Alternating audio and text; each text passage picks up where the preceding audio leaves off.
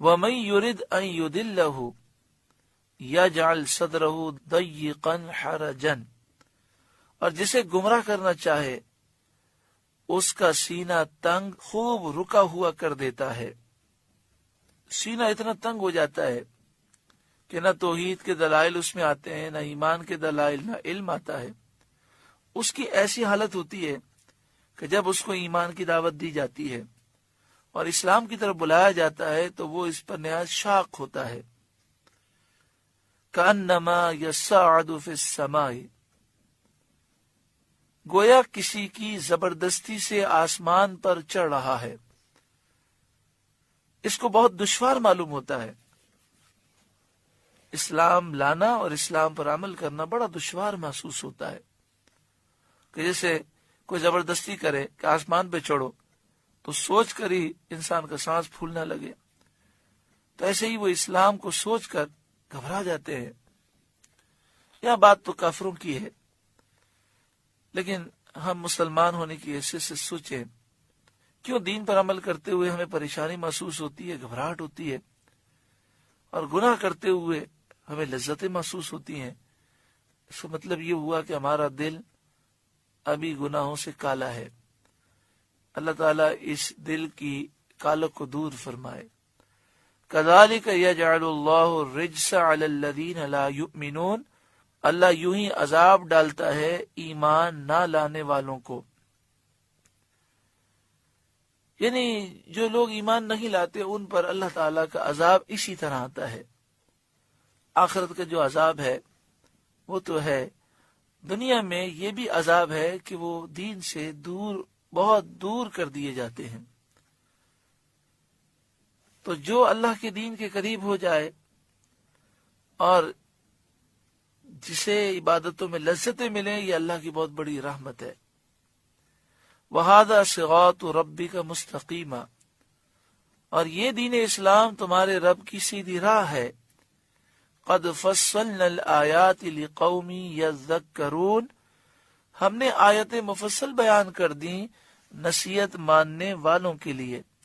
لَهُمْ دار السلام، ان کے لیے سلامتی کا گھر ہے، عند ربہم، ان کے رب کے یہاں، یعنی جب جنتی جنت میں جائیں گے تو وہ دار السلام میں چلے جائیں گے۔ جنت کا ایک نام دار السلام بھی ہے۔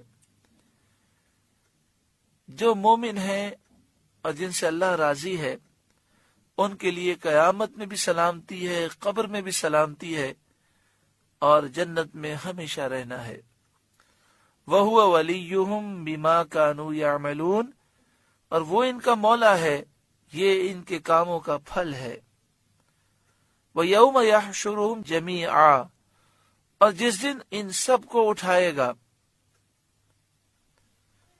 اور فرمائے گا یا معشر الجن، اے جن کے گروہ، قد استکثرتم من الانس، تم نے بہت آدمی گھیر لیے، اے سرکش جنات، تم نے بہت سے لوگوں کو بہکایا اور گمراہ کر دیا۔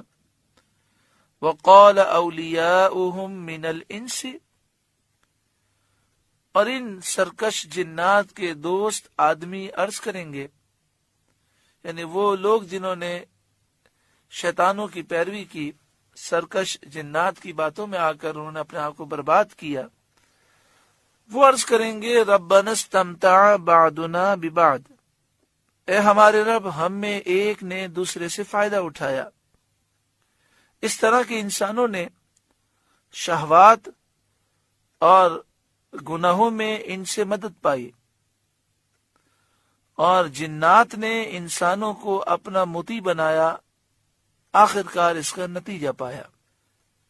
یعنی جب انسان گندے کام کرتا ہے، سرکش جنات کی پیروی کرتا ہے، تو گندے کاموں میں، گناہوں میں سرکش جنات اس کی مدد کرتے ہیں۔ جنات جو ہیں یعنی شیاطین جو ہیں، وہ اس سے خوش ہوتے ہیں کہ انسان ہمارے فرما بردار ہیں، ہمارے قابو میں ہیں، ہم جو کہتے ہیں یہ وہ کرتے ہیں۔ وَبَلَغْنَا أَجَلَنَا الَّذِي أَجَّلْتَ لَنَا، اور ہم اپنی اس میعاد کو پہنچ گئے جو تو نے ہمارے لیے مقرر فرمائی تھی، یعنی وقت گزر گیا، قیامت کا دن آ گیا، اب صرف حسرت ہے، ندامت ہے، شرمندگی ہے۔ قال النار مسواکم، اللہ فرمائے گا آگ تمہارا ٹھکانہ ہے، خالدین فیہا، ہمیشہ اس میں رہو، الا ما شاء اللہ، مگر جسے اللہ چاہے۔ حضرت عبداللہ بن عباس رضی اللہ تعالی عنہما نے فرمایا کہ اس سے مراد وہ لوگ ہیں جن کی نسبت علم الہی میں ہے کہ وہ اسلام لائیں گے اور نبی کریم صلی اللہ علیہ وآلہ وسلم کی تصدیق کریں گے اور جہنم سے نکالے جائیں گے۔ یعنی شیطانوں کی پیروی کرنے والے دو قسم کے لوگ ہیں، ایک تو وہ ہے جن کا خاتمہ کفر پر ہوا تو وہ ہمیشہ جہنم میں رہیں گے، ایک وہ ہیں جن کا خاتمہ تو ایمان پر ہوا لیکن شیطانوں کی پیروی کی اور خوب گناہ کیے، تو پھر وہ جہنم میں جب جائیں گے تو اپنی سزا پا کر اللہ تعالی کی رحمت سے اس کے محبوب صلی اللہ علیہ وآلہ وسلم کی شفاعت کے صدقے میں ان کی سزا میں بھی تخفیف ہوگی اور انہیں جہنم سے نکال کر جنت میں داخل کیا جائے گا۔ ایسا بھی ہوگا کہ بہت سے لوگ ہوں گے جو بہت گناہگار ہوں گے لیکن اللہ تعالی حضور کی شفاعت کے صدقے میں کرم فرمائے گا اور جہنم میں انہیں نہیں داخل کیا جائے گا، وہ بلا حساب و کتاب جنت میں چلے جائیں گے۔ اور ایسا بھی ہوگا کہ بہت سے مسلمان گناہوں کی وجہ سے جہنم میں جائیں گے، سزا تو ان کی بہت زیادہ ہوگی لیکن حضور کی شفاعت کے صدقے میں اللہ تعالی رحمت فرمائے گا اور سزا میں تخفیف ہوگی اور پھر وہ کچھ سزا پا کر جہنم سے جنت میں جائیں گے۔ ان ربک حکیم علیم، اے محبوب بے شک تمہارا رب حکمت والا، علم والا ہے۔ وَكَذَلِكَ نُوَلِّي بَعْدَ الظَّالِمِينَ بَعْدًا بِمَا كَانُوا يَكْسِبُونَ، اور یوں ہی ہم ظالموں میں ایک کو دوسرے پر مسلط کرتے ہیں بدلہ ان کے کیے کا۔ وَكَذَلِكَ، اور اسی طرح، نُوَلِّي بَعْدَ الظَّالِمِينَ بَعْدًا، یوں ہی ہم ظالموں میں ایک کو دوسرے پر مسلط کرتے ہیں،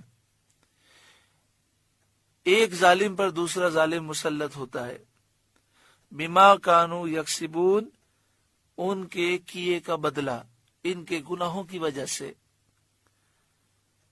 حضرت عبداللہ بن عباس رضی اللہ تعالی عنہما نے فرمایا اللہ تعالی جب کسی قوم کی بھلائی چاہتا ہے تو اچھوں کو ان پر مسلط کرتا ہے، برائی چاہتا ہے تو بروں کو۔ اس سے یہ نتیجہ نکلا جو قوم ظالم ہوتی ہے اس پر ظالم بادشاہ مسلط کیا جاتا ہے، تو جو اس ظالم کے پنجے ظلم سے رہائی چاہیں انہیں چاہیے کہ ظلم چھوڑ دیں۔ اب ظلم ایک تو یہ ہوتا ہے کہ جس طرح ہمارے یہاں ظلم پایا جاتا ہے کہ ایک طاقتور ہے تو کمزور پہ ظلم کرتا ہے، مزدوروں پہ ظلم کیا جاتا ہے، غریب لوگوں پہ ظلم کیا جاتا ہے۔ اسی طرح ہم خاندان میں دیکھتے ہیں کہ کبھی ساس جو ہے وہ بہو پہ ظلم کرتی ہے اور کبھی بہو کا معاملہ ایسا عجیب ہوتا ہے، رشتہ داروں میں ایک دوسرے پہ ظلم کیا جاتا ہے، یہ بھی ایک ظلم ہے۔ اور ظلم یہ بھی ہوتا ہے کہ اللہ کی نافرمانی، گناہ، تو گناہ کرنا بھی ظلم ہے، اپنی جان پہ ظلم کرنا ہے۔ اسے معلوم ہوا کہ جب ہم گناہ کریں گے، دین سے دور ہوں گے تو ہم پر ظالم لوگ مسلط ہو جائیں گے۔